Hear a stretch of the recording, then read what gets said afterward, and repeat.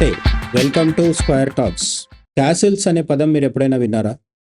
Mostly castles అంటే మనకు అంత త్వరగా స్ఫురించకపోవచ్చు కానీ, మన భాషలో చెప్పుకోవాలంటే కోటలు అని చెప్పుకోవచ్చు. అంటే మహారాజులకు కావచ్చు, లేదంటే వాళ్ళ కింది స్థాయిలో ఉండే జమీందారుల వంటి వాళ్ళకి కావచ్చు. మొత్తం మీద అయితే సంపన్నులకి ఉండే ఇళ్ళని చాలా వరకు మనము ఆహ్, కోటలు, దుర్గాలు ఇటువంటి పేర్లతో పిలుస్తూ ఉంటాం మనం. అయితే మామూలుగా భారతదేశంలో కోటలు అనుకున్నప్పుడు మనకి ఒక రకమైన గొప్ప ఆహ్, ఆశ్చర్యము లేదంటే ఒక అది గొప్ప అనుభూతికి మనం లోనవుతుంటాం. ఎందుకంటే ఇప్పటికి కూడా పెళ్ళిళ్ళు చేసుకునే వాళ్ళు మన దగ్గర ప్యాలెస్‌లలో చేస్తుంటారు. రాజ్‌పూర్ రా రా రాజస్థాన్‌లో కావచ్చు, మన దగ్గర ఫలక్నుమా ప్యాలెస్ కావచ్చు. ఇటువంటి పురాతన కాలపు రాజుల నాటి ప్యాలెస్‌లు ఏవైతే ఉన్నాయో వాటిలల్లో ఇప్పుడు వాటిని అద్దెకు తీసుకొని పెళ్ళిళ్ళు చేసుకోవడం. రాజ్‌పూత్‌లు రాజస్థాన్‌లో కట్టించిన ప్యాలెస్‌లలో కూడా మన వాళ్ళు పెళ్ళిళ్ళు చేసుకొని మురిసిపోతూ ఉంటారు. అయితే ప్యాలెస్‌ల పట్ల మనకు అటువంటి ఒక రొమాంటిక్ గొప్ప ఫీలింగ్ అయితే ఉంది గానీ, యూరోప్ ఖండంలో మిడీవియల్ పీరియడ్‌లో భారతదేశంలో కొన్ని వేల సంవత్సరాలుగా నాగరికత ఉండడం వల్ల మన దగ్గర కోటలు ఇప్పుడనే కాదు కొన్ని వందలు, వేల సంవత్సరాల కిందటవి కూడా అద్భుతమైన సూర్యరశ్మితో కావచ్చు, వెలుతురు, నీళ్లు ఇటువంటి సౌకర్యాలతో, అద్భుతమైన శిల్పకళకుతో, అద్భుతమైన భద్రత వలయాలతో అద్భుతంగా ఉండేవి. కానీ యూరోప్‌ని తీసుకున్నప్పుడు మిడీవియల్ పీరియడ్స్‌లో యూరోప్‌లో చాలా విచిత్రమైన పరిస్థితి ఉండేదనమాట. అక్కడ కాసిల్స్ అని చెప్పేసి మనం ఇప్పుడు కూడా గూగుల్‌లో European middle middle medieval period ఎరా కాసిల్స్ అని చెప్పి ఒకవేళ టైప్ చేస్తే రకరకాల టవర్స్‌తో అంటే పొడవైన పొడుగ్గా కనిపించే గొట్టాల్లాంటి నిర్మాణాలతోని ఒక దూరం నుంచి చూస్తే చాలా అందంగా, అద్భుతంగా కనిపించే కాసిల్సే మనకు కనిపిస్తూ ఉంటాయి. అయితే ఈ కాసిల్స్ లేదా కోటలు అని మనం ఒకవేళ అనుకుంటే, ఈ కోటలు పైకి నుంచి ఎంత గొప్పగా అయితే కనిపిస్తాయో, లోపలికి వెళ్ళిన కొద్దీ అంత చీకటి కోణం మనకు కనిపిస్తూ ఉంటది. చీకటి కోణం అంటే ఇక్కడ నార్మల్‌గా కాసిల్ అనేది ఎవరిది అంటే, ఆ చుట్టుపక్కల ప్రాంతాల మీద ఆధిపత్యం ఉన్న రాజు కావచ్చు, లేదంటే మరో అధికారి ఎవరైనా కావచ్చు, ఇటువంటి వాళ్ళవన్నమాట. అంటే రాజకీయ పరపతి ఉన్న వాళ్ళది ఆ కాసిల్ కాబట్టి, దాని లోపల రాజకీయం జరుగుతుందనడంలో ఆశ్చర్యం లేదు. రాజకీయ రాచకార్యాలు ఇటువంటివన్నీ లోపల జరుగుతూ ఉంటాయి. కాబట్టి అక్కడ ఒకరి మీద ఒకరికి ఆధిపత్య భావజాలం ఆధిపత్య పోటీ ఉండడము, లేదంటే ఒకరి మీద ఒకరికి కక్షలు, కార్పణ్యాలు, శత్రుత్వాలు ఇవన్నీ ఉండడం, ఇవన్నీ గూడా సర్వసాధారణమైన విషయమే. అటువంటి చీకటి కోణాలు గాకుండా, ఇక్కడ మనం చీకటి కోణం అంటే అర్థం ఏంటంటే, నిజంగానే చీకటి గురించి మాట్లాడుతున్నాం. అప్పటి యూరోపియన్ కాసిల్స్‌లో ఇప్పట్లాగా ఎలక్ట్రిసిటీ లేదు కాబట్టి, అవి దూరం నుంచి చూసినప్పుడు చాలా అద్భుతంగా వెలిగిపోతున్నట్టు కనిపించినప్పటికి కూడా అండ్ యూరోప్ అనేది ఒక చల్లటి ప్రాంతం కాబట్టి అంటే ఆసియా మన భారతదేశం లాంటి దేశాలతో పోలిస్తే సంవత్సరంలో ఎక్కువ నెలలు సూర్యుడు కనిపించే అవకాశం ఉండదు కాబట్టి అటువంటి ఒక చల్లటి వాతావరణంలో ఎలక్ట్రిసిటీ లేకపోవడం వల్ల ఈ క్యాసిల్స్‌లో బాగా డబ్బున్న వాళ్ళు ఉంటారనే పేరే తప్ప అక్కడ సరైన వెలుతురు గానీ, సరైన ఆరోగ్యకరమైన పరిస్థితులు గానీ ఉండేవి కాదు. దానివల్ల ఏంటంటే కాసిల్ అనేది యూరోప్‌లో ఉండే మధ్యయుగాల కాలపు కోటలేవైతే ఉన్నాయో అవి అద్భుతంగా పైనుంచి కనిపించేవే తప్ప లోపలికి వెళ్ళిన కొద్దీ అటువంటివి మనకు కనిపించేవి కాదనమాట. పైగా ఇక్కడ ఇంకొక సమస్య ఏంటంటే ఈ కాసిల్స్ నిర్మించేటప్పుడు చాలా దృఢమైన, చాలా ఆహ్, లావుపాటి గోడల్ని కట్టేవాళ్ళనమాట. అంటే వాటి యొక్క మందము చాలా ఎక్కువుండేది. ఈ మందం చాలా ఎక్కువుండడం వల్ల వెలుతురు కానీ, గాలి గానీ అంత తేలిగ్గా లోపలికొచ్చేది కాదు. మరోవైపు లోపల ఉన్న తేమ ఏదైతే ఉంటుందో అదంతా బయటికి వెళ్ళడం గూడా అంత సాధారణంగా జరిగేది కాదనమాట. సో, దీని లోపల ఉన్న వాళ్ళ పరిస్థితి ఏంటంటే, ఎప్పుడూ ఒక విధమైన చల్లటి, చీకటి ప్రాంతంలో ఉన్న పరిస్థితి. ఒక మంచి అద్భుతమైన బిల్డింగ్‌లో ఉన్నారు గానీ, అది ఒక గుహలాంటి ఫీలింగ్ మాత్రమే కల్పించేది అని మనకిప్పటి ఆహ్, అకామె అకా అకాడమిక్ స్టడీస్ చేసేవాళ్ళు ఎవరైతే ఉంటారో అటువంటి చరిత్రకారులు, అకామెడిషియన్స్ మాత్రం చెప్తున్నారనమాట. ఇంకోటేంటంటే ల్యాక్ ఆఫ్ ప్రైవసీ. లైఫ్ ఈ కాసిల్స్ లోపల ఉండే ప్రధానమైన వ్యక్తి ఎవరైతే ఉంటారో వాళ్ళకి, అలాగే వాళ్ళతో పాటు ఉండే పరివారానికి. వీళ్ళు పరివారం అంటే మనం ఇప్పుడు ఊహించుకున్నట్టుగా కాదు. మధ్య యుగాల్లో చాలామంది కుటుంబం ఉండేది. అంటే పెద్ద పెద్ద కుటుంబాలు యూరోప్‌లో కూడా ఉండేవి. అటువంటి పెద్ద పెద్ద కుటుంబాలు ఉండడం వల్ల ఇక్కడ ప్రైవసీ అనేది దాదాపుగా శూన్యం అనే చెప్పుకోవాలి.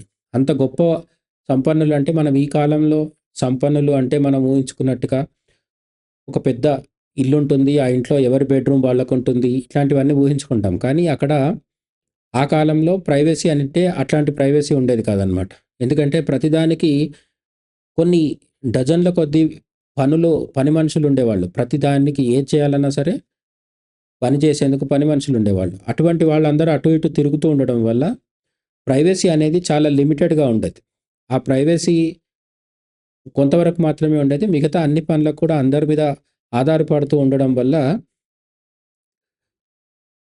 ఏకాంతంగా ఉండడం అనేది అప్పట్లో చాలా కష్టంగా ఉంటుందని చెప్తున్నారు. ఇక ఫుడ్ విషయానికొస్తే బాగా డబ్బున్న ఆ కాలపు రాజకుటుంబాల వాళ్ళు అంటే డైనింగ్ టేబుల్ నిండా చాలా రకాల పదార్థాలుంటాయి అని మనం అనుకుంటాం. మరీ ముఖ్యంగా ఇండియన్స్‌కి మనం కొన్ని వందల సంవత్సరాలుగా పౌష్టికాహారము, రకరకాల ఆహారం మన దేశంలో బస్ గాని, ట్రైన్ గాని ఎక్కి ఒక 100 కిలోమీటర్లు ప్రయాణం చేసి ఇంకో ఊర్లో దిగితే అక్కడ మనకు ఇంకో కొత్త రకమైన వంటకాలు, స్వీట్సు లేదంటే కూరగాయలు, రకరకాల అన్నంతో చేసేవి కావచ్చు, పిండితో చేసేవి కావచ్చు. ఇటువంటి దాదాపు ఎక్కడికి వెళ్ళినా సరే మీకొక 100 రకాల అక్కడి ప్రత్యేక వంటకాలు మనం చూడొచ్చు. ఇటువంటిది తమిళనాడు, కేరళ నుంచి మొదలుపెడితే ఈశాన్య భారతదేశం దాకా, కాశ్మీర్ దాకా, గుజరాత్ నుంచి ఒరిస్సా దాకా మనకు ఎక్కడైనా వంటకాలు కనిపిస్తుంటాయి. ఈ పరిస్థితి ఇప్పుడు కాదు. లాస్ట్ 2000 సంవత్సరాల కిందకి వెళ్లి చూస్తే కూడా ఇండియాలో ఇదే పరిస్థితి. కానీ ఇంత డైట్‌లో వెరైటీ అనేది గానీ, లేదంటే ఫ్రెష్ డైట్ అనేది గానీ యూరోప్‌లో మధ్య యుగాల్లో ఉండేది కాదు. పర్టిక్యులర్‌లీ బయట పొలాల్లో ఉండే సాధారణ రైతులు కావచ్చు, లేదంటే శ్రామికులు కావచ్చు, వీళ్ళు అంతో ఇంతో ఫ్రెష్ ఫుడ్ తీసుకొని బతికేసినప్పటికీ, ఈ క్యాసిల్స్‌లో అంటే కోటల లోపల ఉండే సంపన్నులు వీళ్ళు బయటికి వెళ్ళి శ్రమ చేసి వీళ్ళు పండించుకొని తినలేరు కాబట్టి, వీళ్ళు పండిన పంటల్లోంచి తీసుకొచ్చుకొని తినాలి. ఆ తినడంలో చాలా రకాల వెరైటీస్ ఉంటాయా అంటే ఉండవు. ప్రధానంగా నాన్ వెజిటేరియన్ ఫుడ్ ఉండేది. దానికి అనుబంధంగా కొంత వెజిటేరియన్ ఫుడ్డు, డైరీ, పాలు, పెరుగుకు సంబంధించిన కొన్ని పదార్థాలు ఇవన్నీ ఉండేవి. కానీ వీటిలల్లో ఫ్రెష్‌నెస్ అనేది అంత సంపన్నులైన కాసిల్స్‌లో ఉండే వాళ్ళకి కూడా ఎంత మాత్రం ఉండేది కాదని ఇప్పుడు వాళ్ళు చెప్తున్నారు. ఇప్పటి హిస్టారియన్స్ చెప్తున్నారనమాట. ఎందుకు ఉండేది కాదంటే అక్కడున్న వాతావరణ పరిస్థితుల వల్ల ప్రతిరోజు ఫ్రెష్ ఫుడ్ అనేది సాధ్యమయ్యేది కాదు. అలాగే ప్యూర్ వాటర్ గూడా. ఈ కాసిల్స్ లోపల ప్యూర్ వాటర్ గూడా ఉండేది కాదు. ఎక్కువ వరకు వాటర్ కంటే వైన్ మీద ఆధారపడేవాళ్ళని చెప్తున్నారనమాట. ఇక ఈ కాసిల్స్ లోపల ప్రశాంతత ఎంతుండేది? సరే, ఆహారము మనం ఫస్ట్ మాట్లాడుకున్నది చీకటి గురించి మాట్లాడుకున్నాం. చల్లటి వాతావరణం ఉంటుంది. ఆ విధమైన అసౌకర్యం ఉంటుందని చెప్పుకున్నాం. ఆ తర్వాత ఫుడ్ విషయానికొచ్చినప్పుడు అద్భుతమైన వెరైటీస్ అంటూ ఏమి ఉండవు కానీ, సేమ్ ఫుడ్ మళ్ళీ మళ్ళీ తినాల్సొచ్చేది. వాతావరణం చాలా వరకు సూర్యరశ్మి లేకుండా ఆహ్, మంచు కురిసే ప్రాంతం యూరోప్ అనేది మంచు కురిసే ప్రాంతం కాబట్టి, అప్పటికి ఎలక్ట్రిసిటీ కూడా లేదు కాబట్టి, వాళ్ళకుండే ఫుడ్ ఆప్షన్స్ చాలా తక్కువ. అది కాసిల్స్ లోపల. కోట లోపల ఉండే వాళ్ళకి మరింత తక్కువగుంటాయి. పొలాల్లో పండించుకునే రైతులతో పోలిస్తే ఫ్రెష్ ఫుడ్ వీళ్ళకి అందుబాటులో ఉండడం చాలా తక్కువ. అయితే ఇంకొక పెద్ద సమస్య ఏంటంటే, ఈ పెద్ద పెద్ద కాసిల్స్‌లో యానిమల్స్‌ని కూడా లోపలే పెట్టేవాళ్ళని చెప్తున్నారు. అంటే వాళ్ళకి సంబంధించిన యానిమల్స్ ఆహ్, డాంకీస్ కావచ్చు, హార్సెస్ కావచ్చు, లేదంటే గుర్రాలు, గాడిదలు, లేదంటే కుక్కలు, పిల్లులు ఇటువంటివన్నీ కూడా లోపలే ఉండడము వల్ల ఈ కాసిల్స్‌లో నిశ్శబ్ద వాతావరణం ఉండేదా అంటే అనుమానమే అని మన వాళ్ళు ఇప్పుడు చెప్తున్నారనమాట. ఎందుకు అంటే ఒకవైపు మనుషులు మనం మాట్లాడుకున్నట్టుగా పెద్ద కుటుంబం ఉండేది.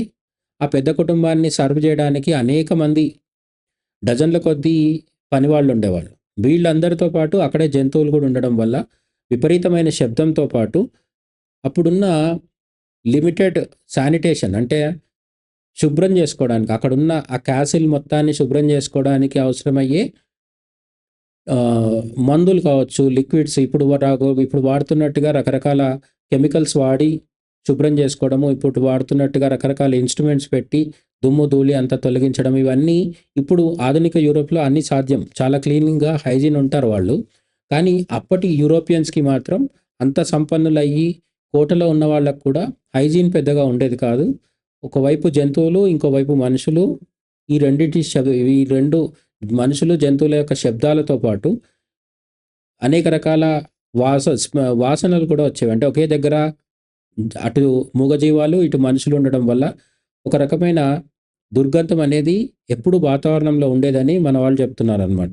అంతేకాకుండా అపరిశుభ్రతకి మరో సమస్య ఏంటంటే, అపరిశుభ్రంగా ఈ క్యాసిల్స్ అన్నీ ఉండడానికి ఇంకొక కారణం ఏంటంటే, ఇప్పట్లాగా ఆధునిక కాలంలో ఉన్నట్టుగా ప్లంబింగ్ వ్యవస్థ అంటే పైపుల ద్వారా చెడు పదార్థాలన్నిటిని, మలమూత్రాలన్నిటిని బయటకు పంపించే వ్యవస్థ అప్పుడు చాలా తక్కువ పరిధిలో ఉండేది. అప్పటి వాళ్ళకున్న పరిజ్ఞానం యూరోప్ ఖండంలో చాలా లిమిటెడ్‌గా ఉండడం వల్ల ఈ స్కాసిల్ లోపల విసర్జించిన పదార్థాలు ఏవైతే ఉంటాయో అవన్నీ సంపూర్ణంగా 100% బయటికి పంపించే అవకాశం లేకపోవడం వల్ల గూడా రకరకాల వాసనలు రావడంతో పాటు అనారోగ్య సమస్యలకు కూడా ఇవి దారితీసేవని చెప్తున్నారనమాట. అయితే కోటలో ఉండడం ఒక పెద్ద సుఖం అని మనం భ్రమిస్తుంటాం గానీ, కోటలో ఎంత సుఖం ఉంటుందో అంత అశాంతి కూడా ఉంటది. ఎందుకంటే కోటలో ఉన్న వాళ్ళ మీద దాడి జరిగే అవకాశం అందరికంటే ఎక్కువుంటుంది. కోటని ఆక్రమించుకుంటే ఎదుటి శత్రురాజు ఎవరైనా ఉన్నా, శత్రువులు ఎవరైతే ఉన్నారో దాడి చేసిన వాళ్ళు ఆక్రమించడానికి చూసేది ప్రధానంగా కోటనే. ఆ విధంగా ఈ క్యాసిల్స్‌కి ఎప్పుడు కూడా ఎవరొచ్చి ఆక్రమించేస్తారు, ఎవరొచ్చి ఈ క్యాసిల్‌ని తమ ఆధీనంలోకి తీసుకుంటారనే భయం ఉండడం వల్ల ఎప్పుడూ చుట్టూ భద్రతా వలయంలో ఉండాల్సొచ్చేది. ఈ భద్రతా వలయంలో ఉండడం వల్ల కూడా అనేక రకాల అసౌకర్యాలు ఏర్పడుతూ ఉండేవి లోపలున్న వాళ్ళకి. ముఖ్యంగా ఏంటంటే రేషనింగ్ అంటే తినే పదార్థాల విషయంలో ఎప్పుడూ చాలా అలర్ట్‌గా ఉండాల్సొచ్చేది. అంటే ఎప్పుడూ ఒకవేళ యుద్ధం లాంటిది గానీ, ఒకవేళ దాడి లాంటిది గానీ, ఆక్రమణ గానీ జరిగితే వీళ్ళకు లోపల తగినంత ఆహార పదార్థాలు ఉన్నాయా లేదా అనేది చూసుకోవడం చాలా పెద్ద సమస్య. ఒకవేళ తగినంత ఆహార పదార్థాలు గానీ, నీళ్లు గానీ ఈ ఆ క యూరోప్ కల్చర్‌లో వైన్ అనేది చాలా సామాన్యమైన విషయం గాబట్టి, వైన్ గానీ ఇవన్నీ లోపల తగినంత శాతంలో లేకపోతే, తగినంత పరిమాణంలో లేకపోతే చాలా ఇబ్బందులొస్తాయి కాబట్టి, ఇది వాళ్ళని ఎప్పుడూ వేధిస్తూ ఉండే ఒక పెద్ద సమస్య అన్నమాట. ఇక శరీరానికి ఉండే అసౌకర్యాలు పక్కకు పెడితే, మానసికంగా గూడా ఈ క్యాసిల్స్‌లో లైఫ్ మనము ఊహించుకున్నంత గొప్పగా, రొమాంటిక్‌గా ఏమి ఉండేది కాదని ఇప్పుడు చాలామంది వాళ్ళ అధ్యయనాల్లో చెప్తున్నారు. ఎందుకు అంటే, ఈ క్యాసిల్ లోపల, ఈ కోట లోపల ఒక ప్రధానమైన రాజు కావచ్చు, లేదంటే అటువంటి ఒక స్థానిక అధికారి కావచ్చు, వీళ్ళెవరైనా ఉంటారు. అతను, అతని భార్య ఒక ప్రధానమైన గదిలో ఉంటే, అక్కడి నుంచి మొదలుపెట్టి వాళ్ళ బంధువులు కావచ్చు, కుటుంబం కావచ్చు వాళ్ళుంటారు. వాళ్ళ తర్వాత వాళ్ళ సామంతుల్లాగా అంటే వాళ్ళ కింద అసిస్టెంట్స్‌గా ఉండేవాళ్ళు, కత్తులు పట్టుకొని తిరిగి భద్రతలో పాల్గొనేవాళ్ళు వీళ్ళుంటారు. వీళ్ళ తరువాత రకరకాల పనులు చేసేవాళ్ళు. బట్టలు ఉతకడం నుంచి మొదలుపెట్టి వంట వండడం దాకా ఇవన్నీ క్లీనింగ్ ప్రాసెస్ చేసేవాళ్ళు. వీళ్ళందరూ గూడా అదే క్యాసిల్‌లో ఉండేవాళ్ళు. మనం ఇంతకుముందు చెప్పుకున్నట్టుగా. ఈ జనాలందరూ ఉన్నప్పటికి కూడా ఒక పెద్ద సమస్య ఏమొచ్చేదంటే అందరికీ చాలా బోర్‌గా ఉండేది. ఎందుకంటే మనం ఇంతకు ముందే చెప్పుకున్నట్టు ఈ క్యాసిల్ దాటి బయటికి పోవడం అనేది 2 కారణాల చేత ఇబ్బంది. ఒకటి వీళ్ళు సంపన్నులు కాబట్టి బయటికొచ్చి సామాన్యులతో తిరగలేరు.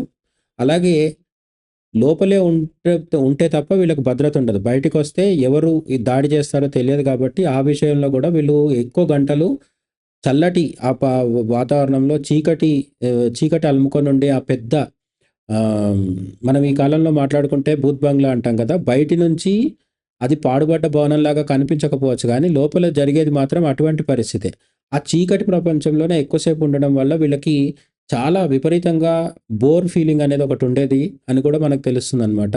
దాన్ని తప్పించుకోవడానికే రకరకాల ఆటలు, లేదంటే పాటలు, లేదంటే డాన్సులు ఇవన్నీ కూడా చేయిస్తూ ఉండేవాళ్ళు. అంటే ఇప్పటి కాలంలాగా డిజిటల్ ఎంటర్‌టైన్‌మెంట్ లేదు కాబట్టి, ఖచ్చితంగా ఎవరో ఒక మనుషులు వీళ్ళని ఎంటర్‌టైన్ చేయడానికి వాళ్ళు అటువంటి ఆటలు, పాటలు ఇవన్నీ చేయాల్సొచ్చేదనమాట. ఇంత చేసినప్పటికి గూడా రోజులో ఉండే 24 గంటలు వీళ్ళని ఎంటర్‌టైన్ చేయడం ఎదుటి వాళ్ళకి సాధ్యం కాదు. అలాగే ఎదుటి వాళ్ళు చేసేది ఒక దశ దాటిన తర్వాత వీళ్ళకి కూడా నచ్చకపోవడం వల్ల మానసికంగా ఎప్పుడూ డిప్రెషన్ వచ్చే అవకాశాలు ఈ క్యాసిల్స్‌లో ఉండే మధ్యయుగాల నాటి యూరోపియన్‌లకు చాలా ఉండేది. అరిస్టోక్రాటిక్ క్లాస్ అంటారనమాట. అంటే పరిపాలనను చూసుకునే వర్గం వీళ్ళు. వీళ్ళల్లో అధికారాన్ని అనుభవిస్తూ ప్రజల్ని పరిపాలించే ఒకరిద్దరిని పక్కన పెడితే వాళ్ళ కుటుంబంలో, వాళ్ళ బంధువర్గంలో ఎవరైతే ఉంటారో వాళ్ళందరికీ ఇటువంటి అనేక శారీరక, మానసిక సమస్యలు వస్తూ ఉండేవన్నమాట.